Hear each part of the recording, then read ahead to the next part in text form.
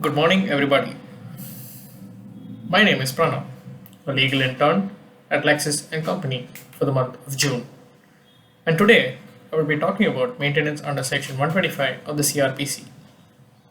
Section 125 of the CRPC talks about maintenance of wives, children, and parents. Section 125 Order for maintenance of wife, children, and parents.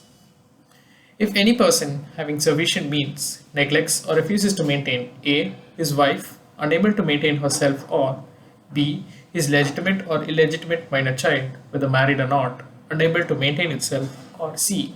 his legitimate or illegitimate child, not being a married daughter, who has attained majority, where such child is by reason of any physical or mental abnormality or injury to maintain itself, or D.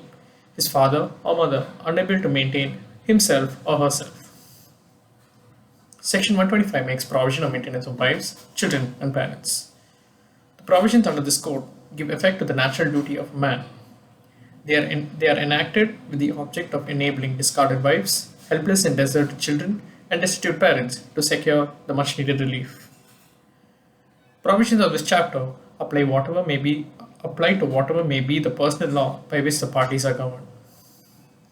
It was held in Muralidhar versus Parthiba that once a civil court of competent jurisdiction comes to a conclusion that wife is not entitled to maintenance, the criminal court under Section 125 cannot sit in appeal over the said decision.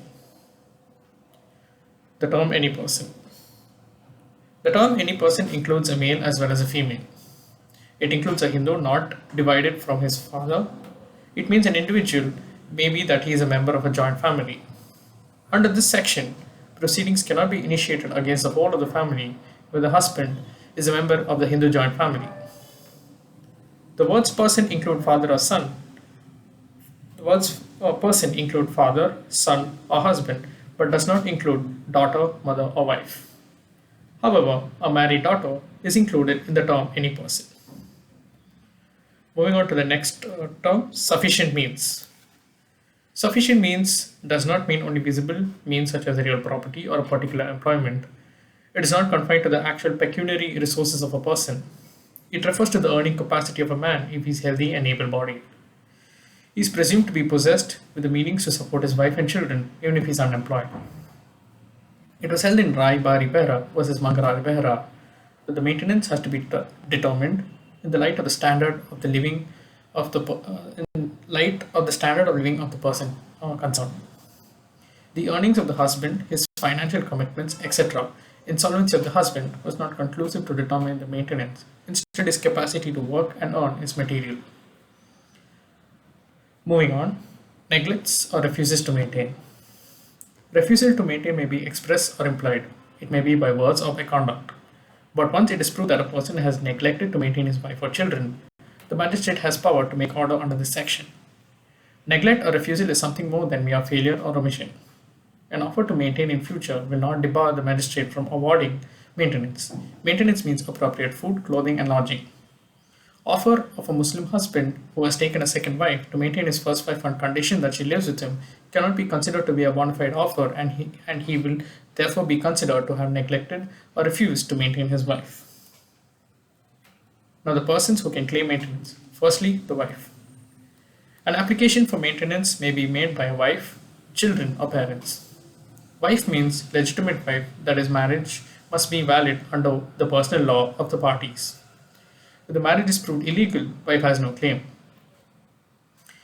Where a Hindu marriage is proved to be void, but the child is born is proved to be through the opposite party, child would be maintained to maintenance, though not living with the father, but the woman or the mother will not be entitled to maintenance because the marriage is illegal. The expression wife now includes divorced wife and includes divorced by mutual consent. Therefore, a divorced wife shall be entitled to maintenance so long as she does not remarry. The second party is child. The word child is not defined in the code. It means a person who has not reached full age, that is 18 years, as prescribed by the Indian Majority Act 1875, and who is incompetent to enter into any contract or to enforce any claim under the law. Under Clause C of subsection 1, a child may not be a minor, but it must be by reason of physical or mental abnormality or injury unable to maintain itself. Maintenance to children. In American Kumar Paul versus Maya Paul, it had been held that application for maintenance for children is maintainable till the child has not attained majority. Once the child attained majority, provision of section 125 subsection 3 would cease to apply to their cases. A father is bound to maintain his child even though it is living with his mother, who refuses to come to her husband under the decree of restitution of conjugal rights. Unable to maintain itself means unable to earn one's livelihood. Under a new code, it applies to the wife also. Under this code, provision has been made for maintenance for father or mother provided that he or she is unable to maintain himself or herself. Coming to the third and the final party who can claim maintenance is father or mother. The provision relating to maintenance of father or mother who may not be able to maintain is new.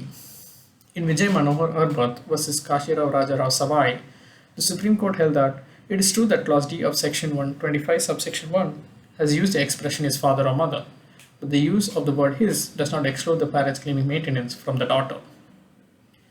Now coming to the monthly rate of maintenance. The earlier provision was that only a sum of money not exceeding rupees 500 should be ordered to be paid, but has now been omitted by an amendment in the year of 2001. After this amendment, the maximum limit of rupees 500 has been removed, and now the amount of maintenance or interim maintenance shall be in the discretion of the magistrate. The maintenance allowance can be varied if a change in the circumstances is brought to the notice of the court. Now moving on to subsection 2 of section 125. Subsection 2 provides that the monthly allowance or the monthly allowance of maintenance or interim maintenance and the expenses of proceedings shall be paid from the date of order, or if so ordered from the date of application or from the date of order. But in either case, it must record its maintenance, it must record its reasons. Subsection 3.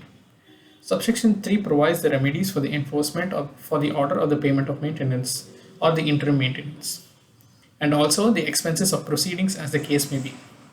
There are two remedies provided under subsection 3. Firstly, issue of a warrant for levying the amount due, and secondly, sentence the husband for the whole or part of each month's allowance or the interim allowance and expenses of the proceeding as the case may be to imprisonment. Now, imprisonment extending to 1 month. Kuldeep Kaur versus Surinder Singh is the leading case on this point. The Supreme Court has held that a person who without reasonable cause refuses to comply with the order of the court and has maintained to neglect his wife or child would not be absolved of his liability merely because he prefers to go to jail. Sentencing a person to go to jail is a mode of enforcement and not satisfaction. With this, I come to the end of my topic today. Thank you.